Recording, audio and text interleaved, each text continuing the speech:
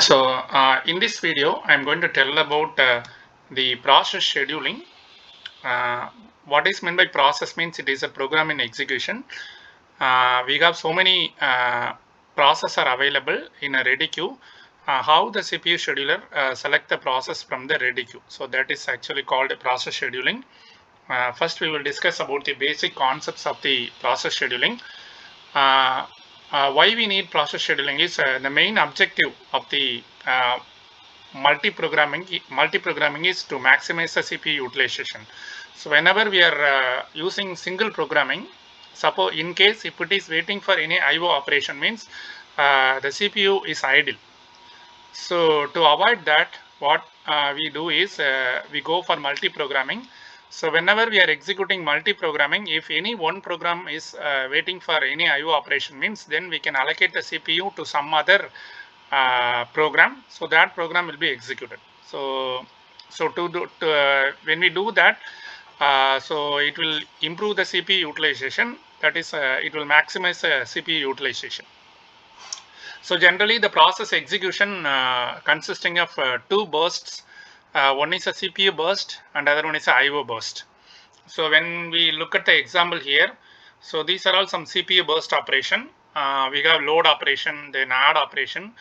Then these are all CPU operation.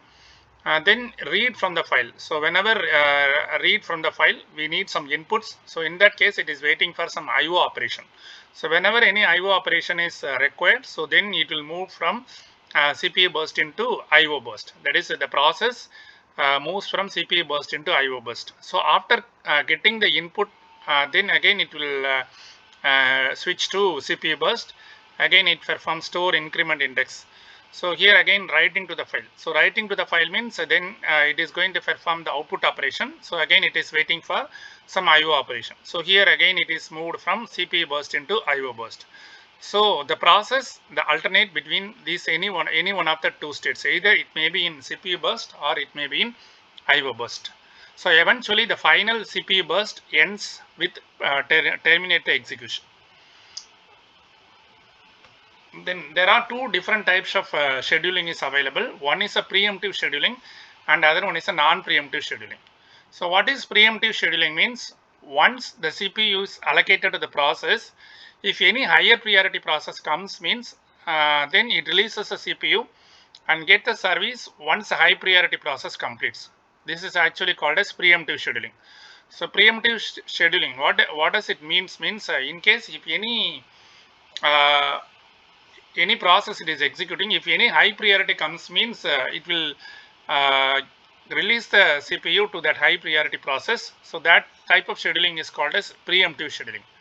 On the other hand, we have one more scheduling algorithm scheduling is there, that is non-preemptive. So what is non-preemptive means? It is opposite to preemptive. So in this non-preemptive, once the CPU is allocated to the process, it keeps the CPU, that is process keeps the CPU until it releases the CPU either by terminating or switching to the waiting state until it completes its operation, that is termination, or it may wait for some IO operation, so that is switching to waiting state. In that case only the CPU will be releases. So other cases it won't release as a CPU. So this type of algorithm is called as this type of scheduling is called as non-preemptive scheduling. Next one we are going to discuss about when it will be preemptive and when it will be non-preemptive. As you know that there are three queues available: job queue, ready queue, and IO queue, that is device queue. So here CPU scheduler generally uses the ready queue. It selects from among the processes in memory that are ready to execute and it allocates the CPU to one of them. So the CPU scheduler will select the process only from the ready queue. So when the CPU scheduling takes place actually, so as you know that there are 5 states are there: new state, ready state, running state, waiting state, and terminated state. So when the CPU scheduling takes place, suppose a process switches from running state into waiting state. So here the running state means the process is already executing some programs. So it is waiting for some IO operation. So in that case, it moves from running state into waiting state. So this is first case. And second case, a process switches from running to ready state. So in case any interrupt occurs means again it changes the state from running into ready state. So then the process may switch from waiting state into ready state. So already it is waiting for some IO operation. So then it moves from running into waiting. After the IO event completion, again it moves from waiting state into ready state. So then a process switches from running state into terminated state. That is, after completing the execution, it may move into terminated state. So these are the 4 cases when the CPU scheduling takes place. So here the first and 4 actually it is non-preemptive. So that is first one, the process switches from running to waiting state. Okay, so then a process switches from running to terminated state. So these cases it is non-preemptive. So as I mentioned already, so for non-preemptive, it releases the CPU either by terminating or switching to waiting state. So here it switches from running state into terminated state. So that's why the first case is non-preemptive scheduling, and fourth case it switches from running to waiting. That is first case is running to waiting, and the fourth case is running to terminated. So these 2 cases are non-preemptive. The other 2 cases are preemptive. So preemptive means a process switches from running state into ready state. So even though it is not completed its operation, if any high priority comes means interrupt will be generated. After interrupt generated, then it will changes the state from running state into ready state. So this case is called as preemptive scheduling algorithm. Again, third case, a process switches from waiting state into ready state. So waiting state into ready state means it is already waiting for IO operation in waiting state. So once it got input and output, again it moves from waiting state into ready state. So this case also it is called as preemptive scheduling algorithm. Preemptive scheduling.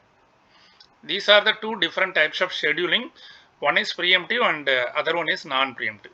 We have 4 scheduling algorithms available. So that 4 scheduling algorithm that comes under different these 2 scheduling algorithm. Either it may be preemptive or it may be non-preemptive. And final one is a dispatcher. What is meant by dispatcher module means the dispatcher module gives the control of the CPU to the process that is selected by the short-term scheduler. Whenever the CPU, the scheduler, short-term scheduler, that is CPU scheduler, selects the process from the ready queue, we need to give the controllers of the CPU to that particular process. So that will be done by the dispatcher module. The dispatcher module gives the control of the CPU to the process selected by the short-term scheduler. So what it involves actually, that involves switching context, switching to user mode, jumping to the proper location in the user program to restart that program. So this is a function of the dispatcher module. Here we have dispatch latencies. Latency, one keyword. What is the dispatch latency is the time it takes for the dispatcher to stop one process and start another process. Once CPU scheduling takes place, one process should be stopped and other process should be start.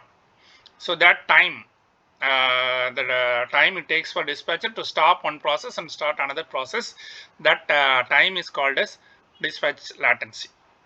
Now next one, we are going to see about what are the different scheduling criteria we are going to use it for comparing the scheduling algorithms. Different scheduling algorithms have different properties. The first one is the CPU utilization. As I told in the beginning, so the objective of the multiprogramming is to maximize the CPU utilization. As long as we keep the CPU as busy as possible, the CPU utilization is improved. So normally the CPU utilization ranges from 0% to 100%. For lightly loaded system, it is only 40%. For heavily loaded system, it is 90%. This is the first scheduling criteria. Second one is throughput. What is throughput means? Number of process completed per unit time. For a particular unit time, how many number of processes have completed its execution. That is called as throughput. And the response time, what is response time means? The amount of time it takes from when a request was submitted and until the first response occurs. This is actually called as response time. So the example for the response time is when you press the key when it is entered in the monitor, that is output device. So that response time is called as response time. Amount of time, how much time it takes from when the request was submitted until the first response occurs. That is called as response time. And a waiting time, what is meant by waiting time means the amount of time that process has been waiting in the ready queue. As we know that whenever the process is ready for execution, it is waiting in the ready queue. The CPU scheduler will select the process from the ready queue. How much time it is waiting in the ready queue, so that time is called as waiting time. So next one is turnaround time. So what is turnaround time means amount of time to execute a particular process from time of submission of the process, when the process is submitted and when it is completed its execution. The time of submission of the process to the time of completion of the process. So that time is called as turnaround time. Thank you.